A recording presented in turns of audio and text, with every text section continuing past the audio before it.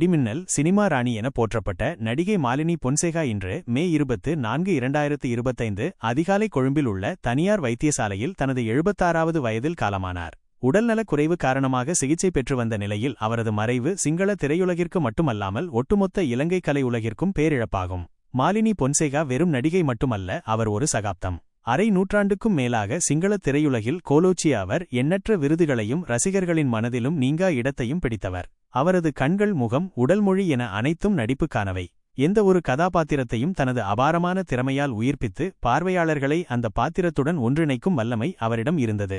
மாலினி பொன்சேகா 1947ஆம் ஆண்டு ஜனவரி 21ஆம் தேதி இலங்கையின் பிலியந்தலையில் பிறந்தார். சிறு வயதிலிருந்தே கலை மீது அதீத ஆர்வம் கொண்ட அவர் நாடகங்களில் தனது நடிப்புத் திறமையை வெளிப்படுத்தத் தொடங்கினார். பாடசாலை நாடகங்கள் முதல் மேடை நாடகங்கள் வரை அவரது நடிப்பு பலரின் கவனத்தை ஈர்த்தது. மாலினி பொன்சேகாவின் திரையுலக பிரவேசம் 1968ஆம் ஆண்டு வெளியான புதியன் கெத்தா பொன்யன் கேத்தா என்ற திரைப்படத்தின் மூலம் நிகழ்ந்தது. இத்திரைப்படம் அவருக்கு ஒரு நல்ல அறிமுகத்தை கொடுத்தது. ஆனால் 1970களில் வெளியான பல திரைப்படங்கள் அவரை நட்சத்திர அந்தஸ்துக்கு உயர்த்தின. குறிப்பாக நிதானயா 1972, கொடிகினி கோடிஜினி 1975, யஹா லங்கதினகா யஹா லங்கமதினகா 1976 போன்ற படங்கள் அவரது நடிப்புத் திறமையை பறைசாற்றின. இக்காலகட்டத்தில் அவர் முன்னணி நடிகர்களுடன் இணைந்து நடித்து தனது இடத்தை உறுதிப்படுத்தினார். மாலினி பொன்சேகா தனது அற்புதமான நடிப்புத் திறமையாலும் தொடர்ச்சியான வெற்றி படங்களாலும் வெகு விரைவில் சினிமா ராணி என்ற பட்டத்தை பெற்றார். அவரது வசீகரமான தோற்றமும் உணர்வுபூர்வமான நடிப்பும் இலங்கை ரசிகர்களை வெகுவாக கவர்ந்தன. காதல், சோகம், கோபம், மகிழ்ச்சி என அத்தனை உணர்வுகளையும் தனது முகபாவனைகள் மூலம் வெளிப்படுத்திய விதம் அசாத்தியமானது.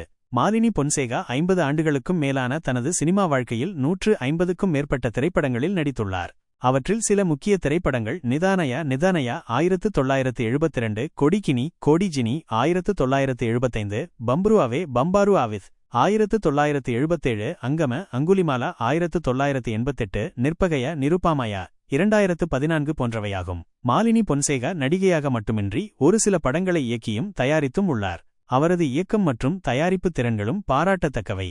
மாலினி பொன்சேகா தனது வாழ்நாளில் பல தேசிய மற்றும் சர்வதேச விருதுகளை பெற்றுள்ளார்.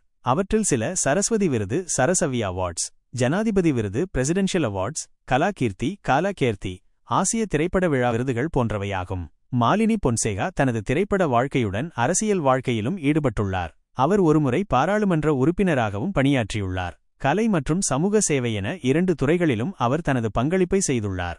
மாலினி பொன்சேகாவின் மறைவு சிங்கள திரையுலகிற்கு ஒரு பேரிழப்பு என்றாலும் அவர் விட்டுச் சென்ற கலைப்படைப்புகளும் நடிப்பு பாணியும் என்றும் நிலைத்து நிற்கும்.